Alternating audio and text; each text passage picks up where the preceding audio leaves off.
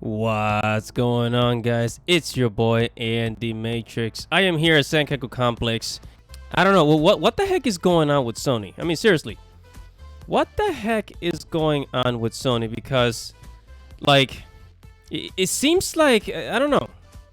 Every time I find out more and more about them, it's like it's just one decision on top of the other, and it's just like it's always against. Like, you know, it's like Sony came from Japan, right? Sony came from Japan, but now they have the balls to say that JRPGs, basically Japanese RPG games, are not very popular. That is so far from the truth. If they are not looking at their own sales, the sales of every title they make, then I don't know. This is such a stupid statement, man. I am here at Sankaku Complex, and it says, Armed Fantasia lead game designer says, Sony wouldn't let us make a JRPG. Wow.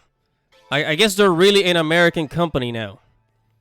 JRPGs is one of the most popular genres in RPGs.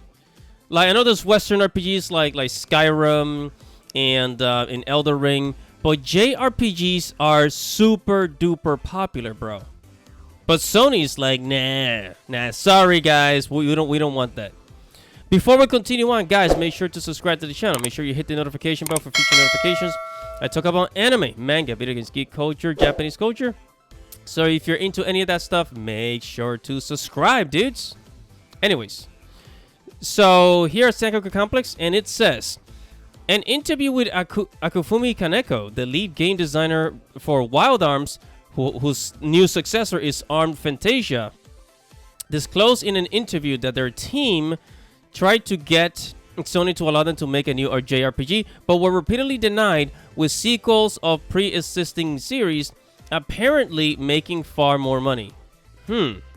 Okay. And it says, in an interview conducted with Akufumi Kaneko at Tokyo Game Show 2022, about Armed Fantasia, and it was revealed that the brief conversation was what Sony thinks about making new games that aren't a part of the pre-existing series. So yeah, I mean, this is like everything. It's like every company now is just going in this way. Take a look at Disney. Take a look at, look at all these film companies making reboots and remakes. It's like they want something that already has a fan base because it's profitable. They don't want to make anything new and risk, quote unquote, losing money.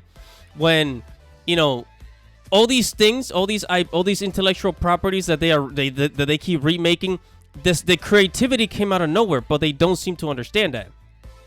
That's why you have to make something new eventually, because you're gonna run out of remakes and reboots, and people are gonna get tired of the same crap. But yeah, and here it says a pre-existing series apparently making far more money. Yeah. People get tired eventually. Eventually, people get tired. But here in the interview, it says the developer says, in the video announcing the double Kickstarter with you and Machida-san, you also suggested that RPGs are not as popular as they once were. What do you think that is? Kaneko. He says, the developer says, Of course, they're still very popular JRPGs like Persona 5, but with Persona 5, that's the 5th installment. If it's a part of a series that already has a first game, it's alright. But when it comes to making a new JRPG, Japanese publishers just won't take the risk. In my case, I went to Sony over and over again, but nothing came of it. It's not so much that JRPGs aren't popular, it's that publishers won't let us make them. Go self-publish. Go the self-publishing route, because at this point, like, if they're not allowing you to put your product out there, and you know what? They might even make even more money self-publishing. Who knows?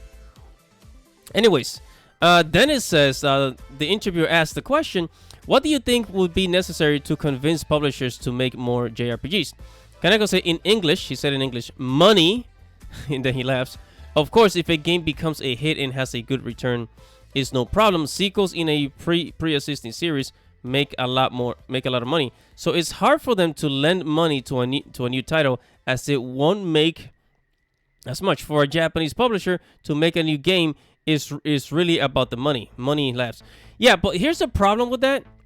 here's the problem, again, with the whole reboots and remakes and all these relaunches of all these franchises, whether if it's movies, video games. People get tired of that shit, man. People get tired. I mean, we already have a superhero Marvel movie fatigue.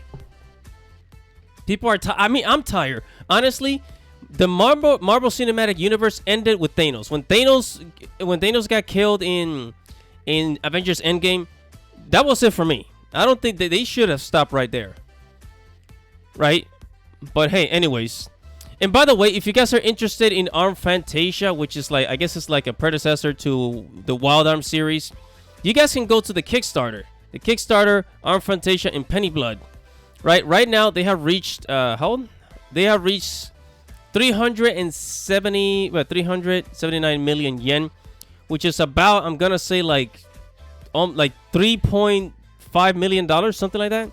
They have 17,000 backers, so it's doing pretty well. I suggest if you want to play the game, get a copy.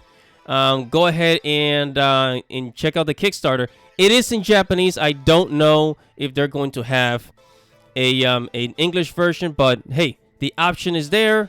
I just wanted to show it to you guys, so you decide what to do next. But yeah, I mean, and look, they denied this game, and now they have to go and self-publish, right? And I think this is the future, especially with indie games. I think this is the same. I think it's gonna be the same thing with indie games eventually, especially if the Steam store becomes stupid. I don't know much about the Epic Game Store. The Epic Game Store seems to just be very chill at the moment. And but yeah, Sony, a former Japanese company, saying, "Oh, we don't want JRPGs." JRPGs are super popular. It's just that like every other freaking big company out there, They are afraid of creativity because they are afraid of losing money, because they want to invest into something that's already making money. And I think that's a big mistake.